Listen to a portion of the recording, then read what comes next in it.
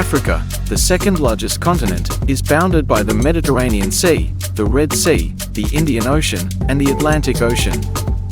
It is divided in half almost equally by the equator. Africa's physical geography, environment and resources, and human geography can be considered separately. The origin of the name Africa is greatly disputed by scholars. Most believe it stems from words used by the Phoenicians, Greeks, and Romans. Important words include the Egyptian word Afruika, meaning motherland, the Greek word Afrique, meaning without colt, and the Latin word Aprica, meaning sunny. A number of factors influence Africa's sunny climate. The equator nearly bisects the continent into two equal parts. Climatic zones lie on either side of this line as if it were a mirror, with tropical wet climates closer to the equator and more arid conditions closer to the tropics. This climatic symmetry is disturbed, however, by Africa's unequal shape. The continent's narrow southern section is far more influenced by oceanic factors than the bulging northern section. Africa's northern half is more dry and hot, while its southern end is more humid and cool. Climatic factors greatly influence Africa's agriculture, which is considered the continent's single most important economic activity. Agriculture employs 2/3 of the continent's working population and contributes 20 to 60% of every country's gross domestic product, GDP. GDP is the total value of goods and services produced in a country during 1 year. Important climatic regions of agriculture include tropical wet, savanna, desert, Mediterranean, and highland. Tropical wet conditions occur along the equator, the Gulf of Guinea, and the East Madagascar coast. Temperatures remain near 27 degrees Celsius, 80 degrees Fahrenheit, year-round. Annual precipitation varies from 152 centimeters, 60 inches, inland to 330 centimeters, 130 inches, along the coasts. Important crops to Africa's tropical wet regions include the plantain, pineapple, coffee, cocoa, and oil palms. Oil from this palm tree is the primary cooking oil in Africa, as familiar as olive oil or corn oil in North America. Savanna conditions occur in much of eastern and southern Africa. Temperatures here are cooler and more variant than in tropical wet regions. Annual precipitation is between 50 and 152 centimeters, 20 to 60 inches. The dry season in the savanna can last as long as 6 months. Important savanna crops include the cassava, related to the potato, peanuts, peppers, okra, eggplant, cucumber, and watermelon. Africa's most important grain crops, millet and sorghum, are grown here. Desert conditions occur in northern Africa, especially in the Sahara and the Sahel. Temperatures can range from 54 degrees Celsius, 130 degrees Fahrenheit, or on the hottest days to freezing on the coldest nights. Annual precipitation never exceeds 25 centimeters, 10 inches, and some areas go without rain for years. Important desert crops include date palms and cotton. Mediterranean climate conditions occur along the extreme northern and southern coasts of Africa. These regions have mild temperatures, dry summers, and moderately rainy winters.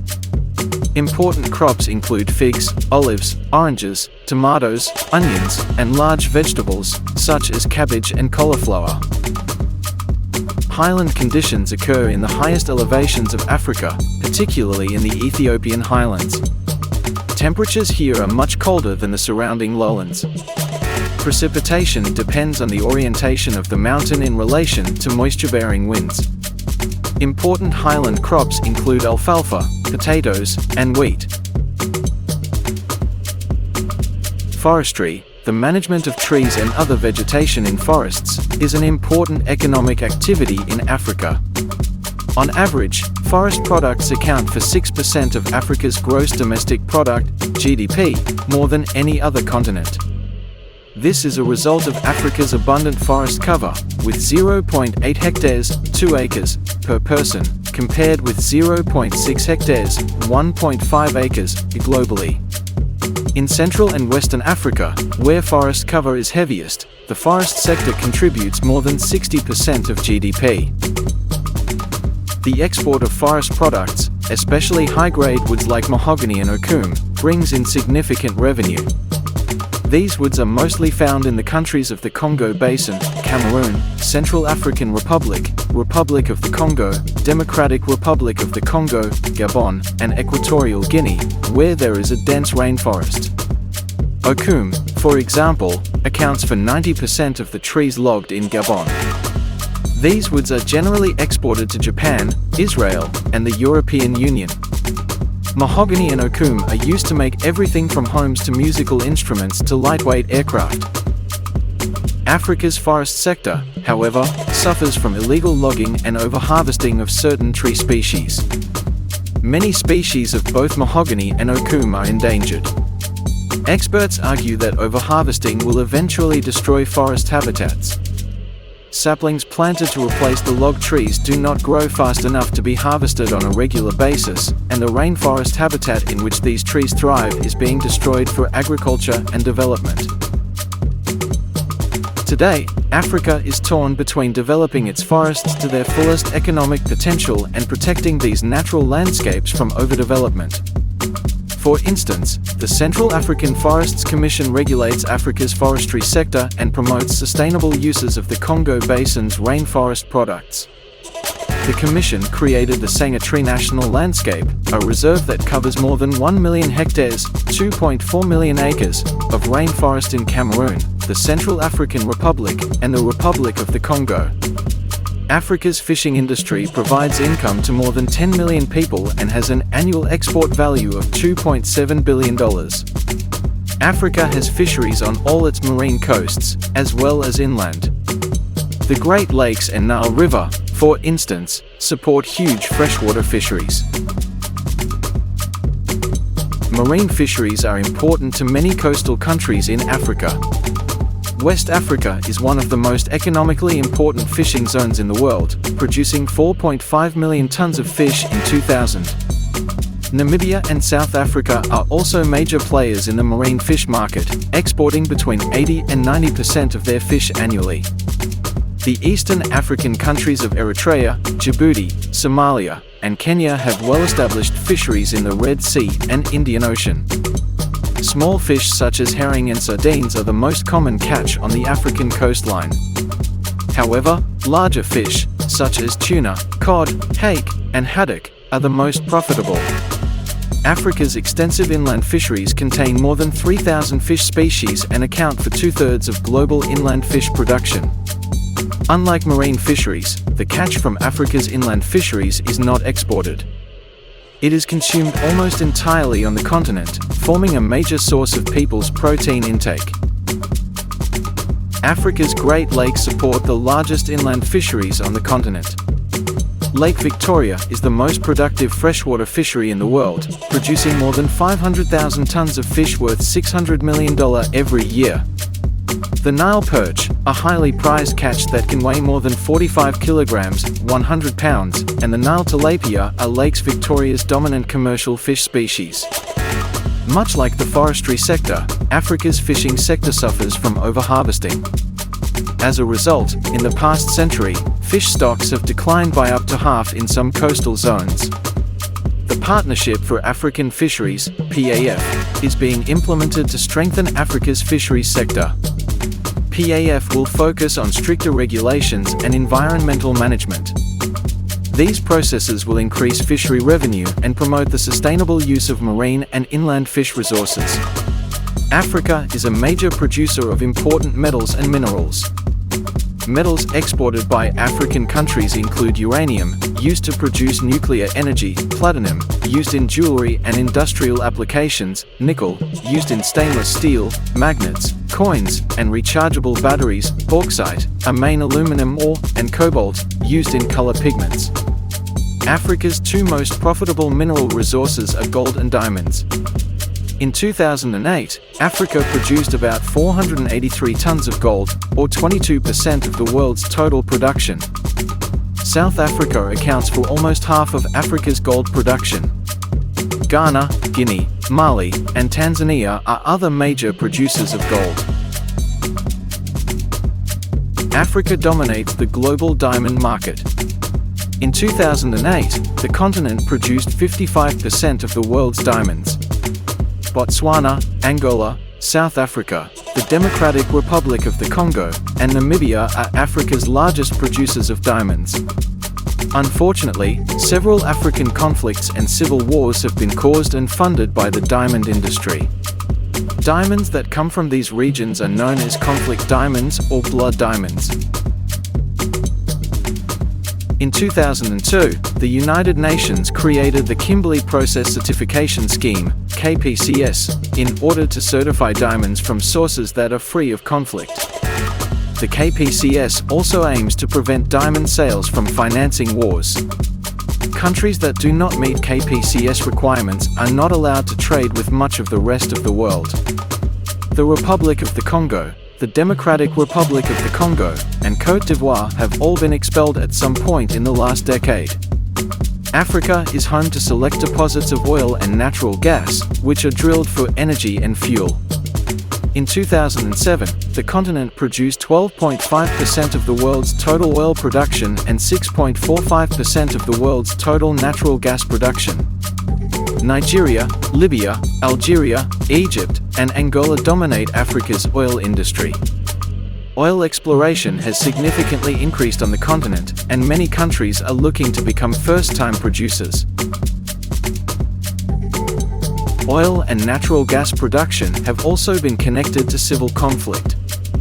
In Nigeria, guerrilla groups have attacked oil infrastructure and stolen oil from pipelines since the early 1990s. These groups, primarily ethnic minorities, say foreign oil companies have exploited their labor while keeping most of the wealth.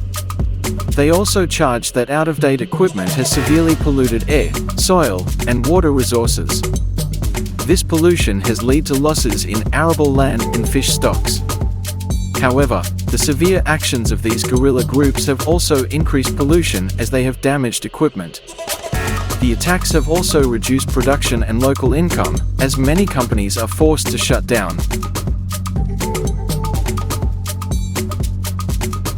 Africa's natural resource economy contributes greatly to the continent's built environment, or human-made buildings and structures. The largest engineering projects and urban areas are directly linked to the production and trade of resources such as water, oil, and minerals. Yet much like the resource economies described above, Africa's infrastructure suffers from poor management and inefficient government regulation. Africa is home to a number of engineering marvels. The Aswan Dam, a complex of 2 dams in Aswan, Egypt, captures the world's longest river, the Nile, in the world's 3rd largest reservoir, Lake Nasser. The Aswan High Dam, the newer and larger of the 2 dams, produces more than 10 billion kilowatt-hours of electricity every year, enough power for about 15% of the country. The Aswan Dam complex regulates the flooding of the Nile and stores water for agriculture. While farmland has increased by 500% as a result of the dam, land fertility has decreased. Nutrient-rich silt is unable to spread over the Nile Valley because it is trapped in Lake Nasser. The Driefontein gold mine outside of Johannesburg, South Africa, is one of the largest gold mines in the world. The mine is made up of 8 shafts that reach depths of up to 3,352 meters, 11,000 feet, underground. One of the shafts is in the process of being deepened to about 4,115 meters, 13,500 feet, making it the deepest mine in the world. These extreme depths make mining operations incredibly dangerous at Driefontein, which has one of the worst records of employee fatalities in the industry. 2 urban areas that demonstrate Africa's uneven growth are Lagos, Nigeria, and Johannesburg, South Africa. Both of these large cities have distinct economic engines that make them favorable for growth. At the same time, each faces similar problems as a result of this growth. Lagos is Africa's 2nd most populous city, with a population of about 10.2 million people. Lagos is growing 10 times faster than New York City, New York, or Los Angeles, California, in the United States. The United Nations estimates that Lagos will be one of the largest megacities in the world by 2015. Lagos is the commercial and industrial hub of Nigeria, which has a gross domestic product that is triple that of any other West African country. Located on the oil-rich Gulf of Guinea and adjacent to the Niger Delta, Lagos is a center of oil extraction, refining, and export. The city is tied to the rise and fall of oil prices, creating cycles of extreme wealth and poverty. Lagos' unregulated growth has created a sprawling and chaotic urban landscape. Poor immigrants from rural Nigeria have flooded the city looking for economic opportunities. Residential zones are overcrowded, averaging 6 people per room. Slum communities are growing rapidly, taking over unsuitable areas such as nearby lagoons and lakes. Lagos suffers from water shortages, poor sanitation services, and heavy traffic. Government bodies and urban developers are finding it difficult to keep up with Lagos' rapid growth. Johannesburg is the largest city in South Africa, with a metropolitan population of more than 7 million. Johannesburg is also the world's largest city not situated on a river, lake, or coastline. The city developed around the gold and diamond industry situated on a mineral-rich mountain range. While mining operations are gradually losing importance in Johannesburg, most mining companies still have their headquarters there. The wealth and trade of these companies and other manufacturing industries is supported by Africa's largest stock exchange, the JSE, Johannesburg Stock Exchange. As such, Johannesburg has become the financial hub for the African continent. Much like Lagos, Johannesburg's unregulated development has caused certain infrastructure problems. During the last 4 decades, Johannesburg's inner city of Hillbrow has suffered from poor planning and a lack of investment. Hillbrow is known for high levels of unemployment, poverty, and crime. Johannesburg officials are trying to solve these problems by reinvesting in Hillbrow's downtown businesses. Residents of Johannesburg make up for the city's high